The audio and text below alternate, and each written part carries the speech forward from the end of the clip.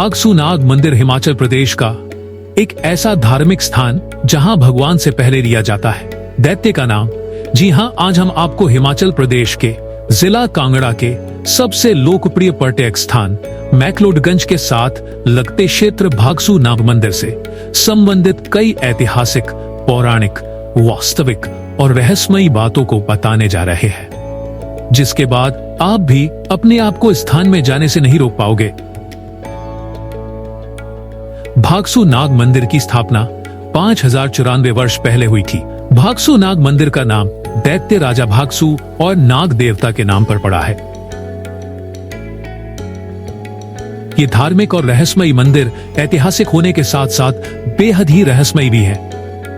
भागसू नाग मंदिर के प्रांगण के बिल्कुल सामने 2 पानी के कुंड है। मान्यता है कि यह पानी मंदिर से 24 किलोमीटर दूर धौलाधार की पहाड़ियों में स्थित नागदल से पहाड़ों के अंदर से होता हुआ इस स्थान में निकलता है। इस कुंड के पानी को बहुत ही पवित्र माना जाता है। इस पानी में नहाने से कई चर्म रोगों से मुक्ति मिलती है और इस पवित्र कुंड में सिक्के डालने से जो भी भक्त सच्चे मन से मनोकामनाएं मानता है उसकी भी मनोकामनाएं भी पूर्ण होती है। पौराणिक कथा के अनुसार 9124 वर्ष पूर्व द्वापर युग के मध्यकाल में दैत्यों के राजा भागसू की राजधानी अजमेर देश में हुआ करती थी। उसके राज्य में बहुत दिनों से पानी न बरसने और सूखा पड़ने के कारण उसकी प्रजा के प्रमुखों ने उठकर अपने राजा भागसू से प्रार्थना की कि आप पानी का प्रबंध करें। यदि आपने ऐसा नहीं किया तो हम सभी गांव वाले इस देश को छोड़कर अन्य देश में चले जाएंगे। अपनी प्रजा की ऐसी स्थिति को देखकर दैत्य राज भागसू ने प्रजा प्रमुखों को आश्वासन दिया कि उनको जल्द से जल्द पानी पहुंचा दिया जाएगा। ऐसे में राजा भागसू स्वयं उठकर पानी की तलाश में निकल पड़े। भागसू दैत्य मायावी होने के कारण मात्र ही 2 ही दिनों में ही अजमेर से नागडल के पास पहुंच गए। नागडल पहाड़ की चोटी पर 18,000 फुट की ऊंचाई पर स्थित है। नागडल में पानी काफी गहरा था और दूर दूर तक फैला हुआ था, लेकिन दैत्य भागसू ने अपनी मायावी शक्ति के चलते नागडल का सारा पानी कमंडल में भर लिया। वह स्वयं विश्राम करने लगा। सायंकाल में जब नाग देवता भ्रमण करते हुए अपने दल में पहुंचे तो उन्होंने देखा तो वो अचंभित हो गए। उन्होंने देखा कि उनका दल पूरी तरह से सूखा पड़ा है। अपनी शक्ति से दैत्य भागसू के पद चिन्हों को देखते हुए नाग देवता उस स्थान पर पहुंच गए जिस स्थान पर भागसू दैत्य विश्राम कर रहे थे। ऐसे में दैत्य राजा भागसू और नाग देवता के बीच इस जल को ले जाने को लेकर कहासुनी हो गई, क्योंकि भागसू चोरी छुपे इस जल को अपनी माया से अजमेर ले जाना चाहता था। यह कहासुनी एक बड़े युद्ध में बदल गई।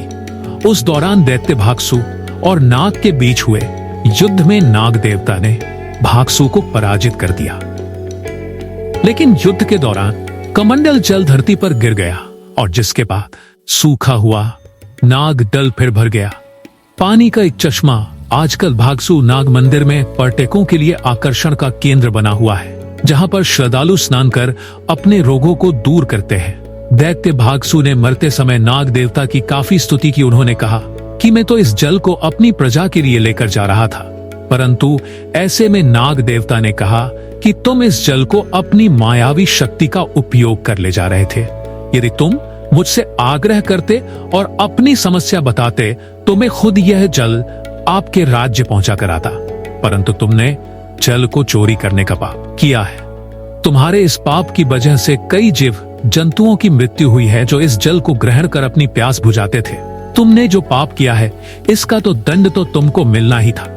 ऐसे में जब दैत्य भागसू ने अपनी भूल स्वीकार कर ली तो नाग देवता ने प्रसन्न होकर दैत्य भागसू को एक वरदान दे दिया कि आपके राज्य में पड़ा सूखे का अकाल खत्म हो जाएगा, और दूसरा क्योंकि तुम अपना कर्तव्य निभा रहे थे और यह जल अपनी प्रजा की प्यास बुझाने के लिए लेकर जा रहे थे, तो ऐसे में इस स्थान में भी हमेशा ही जल रहेगा जहां तुम्हारा कमंडल गिरा है। साथ ही नाग देवता ने यह भी वरदान दिया कि श्रद्धालु मेरे नाम से पहले आपके नाम का जाप करेंगे और मेरे नाम से पहले आपका नाम आएगा, जिसके बाद यह स्थान भागसू नाग नाम से देश विदेश में प्रचलित हुआ। एक पौराणिक कथा के अनुसार कलयुग के प्रवेश में यहाँ धर्मचंद राजा राज्य करते थे। उस वक्त भगवान शंकर भागेश्वर ने उन्हें स्वप्न में कहा कि नाग देवता के पवित्र जल की स्थापना यहाँ होनी है। राजा ने स्वप्न के अनुसार भागसू नाग मंदिर की स्थापना 5080 वर्ष पहले की। इस पवित्र स्थान में स्नान करने के लिए दूर दूर से यहाँ भक्त पहुँचते हैं। अब इस स्थान को भागसू नाग कहा जाता है। यहाँ आने वाले लोग भागसू नाग डल के पानी में डुबकी लगाते हैं। अब इस स्थान में स्नान के लिए बढ़िया तालाब भी बनाया गया। वर्तमान समय में मंदिर के विकास व श्रद्धालुओं की सुविधा के लिए जिला प्रशासन ने मंदिर को अपने अधीन ले लिया है। मंदिर के मुख्य गर्भगृह में शिया व लिंग स्वयंभू के रूप में विराजमान है, जिसके शीर्ष में नाग देवता और शिव भगवान की प्रतिमा है। मंदिर के गर्भगृह के बिल्कुल सामने नंदी बैल और एक शिव भगवान की प्रतिमा है। प्रतिमा के साथ ही एक अखंड धुना है जो कई हजार वर्षों से निरंतर जल रहा है। इस धार्मिक स्थान में आपको कई जिंदा समाधियां भी देखने को मिलेंगी, जो इस स्थान को और भी पवित्र और लोकप्रिय बनाती है।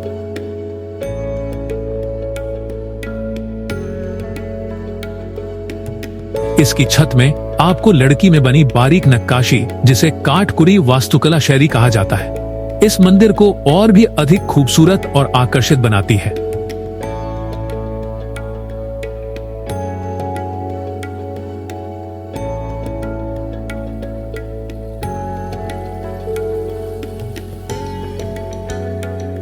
मंदिर के शुरुआत में ही कुछ सीढ़ियां चढ़ते ही आपको भगवान गणेश, बाबा बालकनाथ, राम और सीता और भगवान शिव की प्रतिमा देखने को मिलेगी। साथ ही यहाँ आपको राधा कृष्ण की मूर्ति भी देखने को मिलेगी।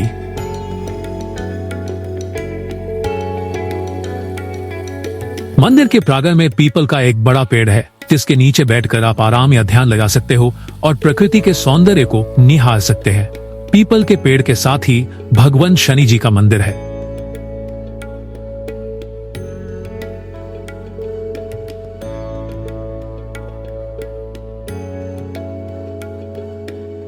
इस मंदिर का भवन कई हजार वर्ष पुराना है, जिसको स्लेट और लकड़ी का उपयोग कर बनाया गया है। मंदिर के नीचे स्थित पवित्र कुंड के प्रवेश द्वार में भगवान गणेश और हनुमान जी की प्रतिमा है, जो सैलानियों के लिए आकर्षण का केंद्र है। मंदिर के मुख्य द्वार के सामने एक छोटी सी मार्केट है, जहां आप शॉपिंग कर सकते हैं।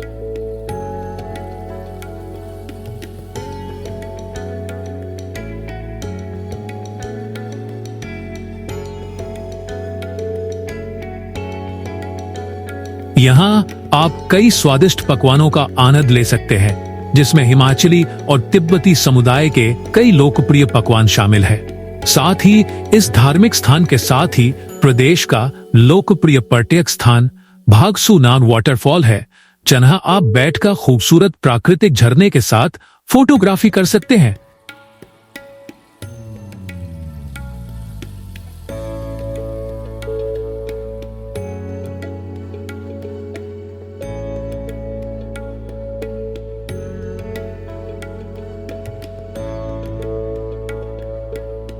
इसी वाटरफॉल से होते हुए आप Triund trek, snow line, Laka glacier, Indrahar, moon peak और चंबा ट्रेक कर सकते हैं। हर साल हजारों लाखों की संख्या में सैलानी इस स्थान की धार्मिक स्थान की यात्रा के लिए आते हैं। यह मंदिर हिमाचल प्रदेश के लोकप्रिय पर्यटक स्थान धर्मशाला से मात्र 9 किलोमीटर की दूरी पर स्थित है, जहां आप अपनी कैब, लोकल बस या रोपवे के माध्यम से भी पहुंच सकते हैं। नजदीकी रेल मार्ग पठानकोट और नजदीकी हवाई मार्ग गगल एयरपोर्ट है। साथ ही आप राजधानी दिल्ली से धर्मशाला तक वॉल्वो बस के माध्यम से भी पहुंच सकते हैं। यदि अभी तक आपने इस स्थान की यात्रा नहीं की, तो आज ही अपनी हिमाचल प्रदेश यात्रा में इस धार्मिक स्थान को शामिल कर इस खूबसूरत और प्राकृतिक सौंदर्य से भरपूर स्थान में का आनंद ले। और यदि आपको हमारी यह वीडियो अच्छी लगे तो वीडियो को अधिक से अधिक शेयर करें और इसी तरह की वीडियोस के लिए हमारे चैनल को सब्सक्राइब करना न भूलें। और अगली वीडियो आपको किस स्थान की चाहिए कमेंट के माध्यम से बताएं। हम प्रयास करेंगे आपको उस स्थान की विस्तृत जानकारी दे पाए। जी, ये बहुत ही प्राचीन मंदिर है। लगभग 5080 वर्ष के इनका इतिहास का है और प्राचीनता में बहुत ये संजोए हुए है कि यहाँ एक दैत्यों के राजा थे राजस्थान से, तो उनके राज्य में पानी का अकाल पड़ गया और जो भी कुएं बौड़ियाँ जो पानी के स्रोत थे वो सब सूख गए। तो जब लोग मरना शुरू हो गए तो उस बड़ी विपत्ति का सामना राजा नहीं कर पाए, तो अपने राज्य को छोड़ करके हिमालय की तरफ आए। तो दंत कथा के अनुसार यहाँ से 24 किलोमीटर ऊपर एक पर्वत, इस पर्वतीय श्रृंखला के पिछली तरफ नागडल करके एक बहुत बड़ी झील है। तो उस झील के किनारे जाकर के उन्होंने कुछ समय तप किया और जब उनको कुछ ईश्वरीय शक्ति प्राप्त हुई तो उन्होंने कुछ मायावी शक्ति का इस्तेमाल करके उस पूरी झील का जो पानी था वो अपने एक ही करमंडल में डाल लिया और ऐसी शक्ति का इस्तेमाल किया कि ये पानी मैं जहाँ भी धरती पे गिराऊं वहीं स्वयंभू शिवालिंगम और उसके नीचे से जल की अखंड धारा प्रकट हो। तो इस जल को अपने राज्य राजस्थान में ले जाना चाहते थे, परंतु उन्होंने नाग देवता से स्वीकृति नहीं दी, जिससे वो रुष्ट हो गए। और जब पीछे से देखा नाग देवता ने झील खाली है तो उन्होंने दिव्य दृष्टि से जाना और उनके पद चिन्हों पर ही चलते चलते आकर के उन्होंने इस स्थान के ऊपर भागसू राजा को रोक दिया कि आप ये पानी इससे आगे नहीं ले जा सकते। तो वो माने नहीं, उनका लक्ष्य था कि इस पानी को मैं अपने राज्य में ले जाऊंगा। जब नहीं माने तो उनका आपस में इसी स्थान के ऊपर कहते हैं युद्ध हुआ। तो युद्ध में जो आपने अंदर दर्शन किए हैं यहीं करमंडल गिरा और उसी के नीचे से ये जल की अखंड धारा जो सामने आपके बह रही अमृत रूपी ये बहना शुरू हुई। तो उस लड़ाई में भागसू राजा की मृत्यु हुई। मरते समय उन्होंने बोला कि मैं राजा होने के कारण प्रजा का पालन का कर्तव्य है मेरा, तो आपने मुझे इतना बड़ा दंड दिया।